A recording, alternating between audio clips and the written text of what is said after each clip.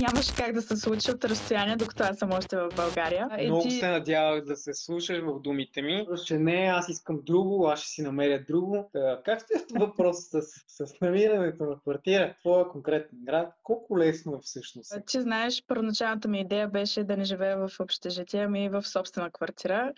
Естествено, това изобщо не се случи, защото в последствие разбрахме, че за да имаш собствена квартира, трябва да си извадиш шведско ЕГН, трябва да си пред в университета и да си тук и да си вземеш документите, да ги подадеш и така има един процес 3-4 седмици, в който чакаш и подаваш документи, което нямаше как да се случи от разстояние, докато аз съм още в България. И ти тогава вече, нали, с майка ми и баща ми се слушахме в съвета ти да кандидатствам все пак за общежитията, които университета предлага. В крайна сметка, добре, че се случи това нещо. Не се оплаквам. В интерес на истината, общежитието ми е доста добро. Имаме около 7-8 варианта за общежития. За всеки има даден вид. Още в самото писмо за прием, те ти дават портала, казват ти да се регистрираш за общежитието и ти можеш да си избереш 3 варианта за общежитие, като гарантирано е, че ти ще имаш общежитие. Нали? Няма как да останеш без.